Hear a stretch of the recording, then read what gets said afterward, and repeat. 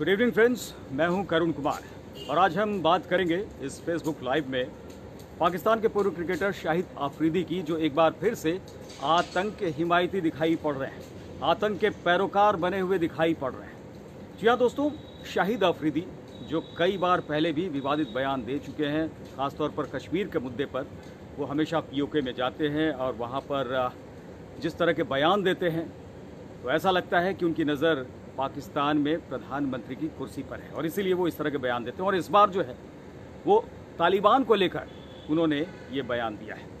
दरअसल एक पाकिस्तानी पत्रकार ने ट्वीट किया उनका एक वीडियो, जिसमें वो पत्रकारों से बात करते हुए ये कह रहे हैं कि हाँ, ये तो सच है कि तालिबान आ गया है अफगानिस्तान में, लेकिन इस बार इंशाअल्लाह वो अलग दिखाई पड़ रहे हैं, उनकी सोच अलग दिखाई पड़ रही है। वो महिलाओं को घर से निकलने दे रहे हैं और पॉलिटिकल पार्टीज़ भी ज्वाइन करने दे रहे हैं और ख़ासतौर पर तालिबान तो क्रिकेट को लेकर काफ़ी उदार दिख रहे हैं, क्रिकेट को सपोर्ट कर रहे हैं। एक क्रिकेटर रह चुके हैं, पूर्व क्रिकेटर हैं शाहिद आफरीदी, तो शायद क्रिकेट को जिस तरीके से अभी फ़िलहाल उस पर रोक नहीं लगाई है, दूसरे खेलों को तो पूरी तरह से प्रतिबंधित किया ही हुआ है तालिबान ने। कहीं ना कहीं एक उदारता भी दिखा रहे हैं शाहिद आफरीदी, लेकिन शायद ये कहते वक्त ये उन तस्वीरों की तरफ ध्यान नहीं दे रहे हैं, उन घटनाओं की तरफ ध्यान नहीं दे रहे हैं जो अफगानिस्तान से लगातार आ रही है। जुल्म और सितम की तमाम तस्वीरें सामने आ रही हैं और शायद बहुत, जिसको कहते हैं कि उधर देखना ही नहीं है शाहिद आफरीदी को, वो उधर से नज़र फेर लेते हैं, नज़र घुमा लेते हैं, आंखें बंद कर लेते हैं। जिस तरीके से बर्बर कार्रवाई होती है बच्चों के खिलाफ, महिलाओं के खिलाफ, वो शायद शाहिद आफरीदी को दिखाई नहीं देता और इसीलिए कह रहे हैं कि इस बार तालिबान बदले हुए दिखाई पड़ रहे हैं, उनकी सोच बदली हुई है। तो शाहिद आफरीदी साहब, ये समझ लीजिए कि जिस तालिबान का आप समर्थन कर रहे हैं, जिस आतंक का समर्थन करते हैं, आतंकियों की तरफदारी करते हैं, तो कहीं ना कहीं जो पाकिस्तान बारूद के ढेर पर बैठा हुआ है, उस बारूद के आकार को बढ़ाने में ही लगे हुए हैं और एक चिंगारी जो है उस बारूद में बड़ा धमाका कर सकती है और पाकिस्तान के टुकड़े टुकड़े हो सकते हैं। शायद इस बात का एहसास नहीं है।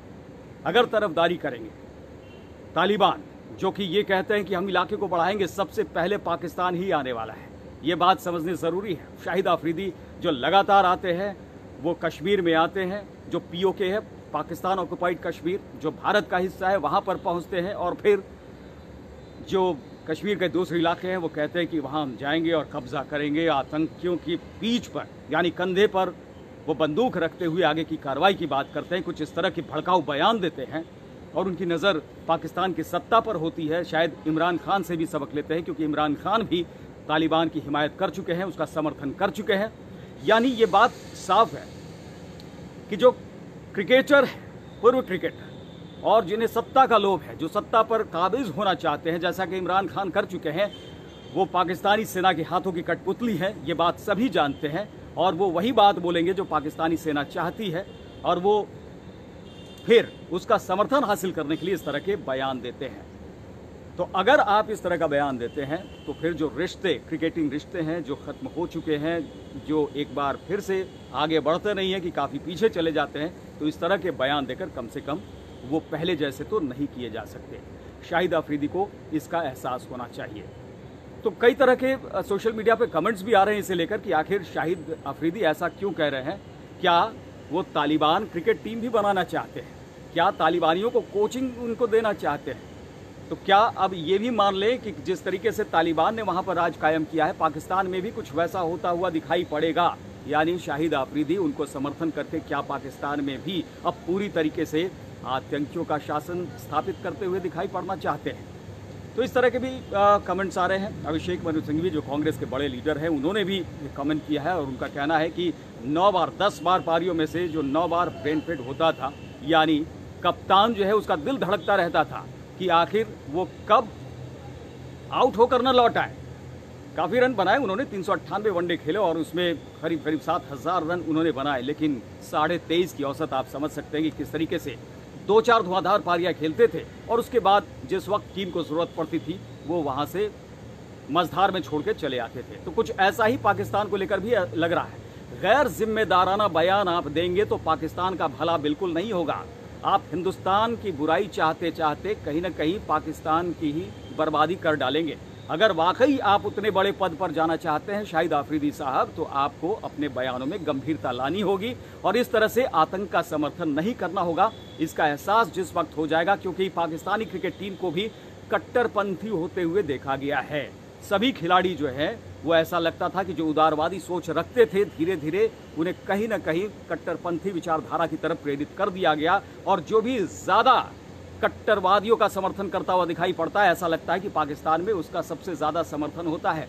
तो इससे ये साबित होता है कि आखिर पाकिस्तान किस तरफ जा रहा है, पाकिस्तान में रहने वाले किधर जा रहे हैं। और अगर जो पाकिस्तानी क्रिकेटर हैं जिनका बहुत बड़ा फॉलोइंग होता है, वो अगर इस तरह से कहेंगे तो फिर आगे इसका भविष्य क्या होगा। शाहिद आफरीदी को इस बात का एहसास होना चाहिए। उम्मीद की जानी चाहिए कि देर सवेर इन्हें सद्बुद्धि आएगी और उसके बाद कुछ इस तरह के बयान देने से वो बचेंगे, क्योंकि जो हालात अफगानिस्तान में हैं पूरी दुनिया वो देख रही है और इसीलिए शाहिद आफरीदी को भी वो चीज़ें दिखाई पड़नी चाहिए जो वो देखना नहीं चाहते। तो ये उम्मीद की जानी चाहिए कि अब पाकिस्तान के जो भी क्रिकेटर हैं, पाकिस्तान के जो लोग हैं, जो सत्ता में हैं, जो यहाँ आना चाहते हैं, उनके बयानों में गंभीरता आएगी। चीज़ों को देखने की कोशिश वो ज़रूर करेंगे। अनु श्रीवास्तव हमारे साथ जुड़े हुए हैं, बहुत सारे लोग हमारे साथ जुड़े हुए हैं, वो हम तक लगातार अपने विचार भी पहुंचाएं। आगे भी हम उस पर चर्चा करेंगे। फिलहाल के लिए बहुत बहुत शुक्रिया। वीडियो पसंद आया हो तो इसको शेयर भी ज़रूर करें। नमस्कार।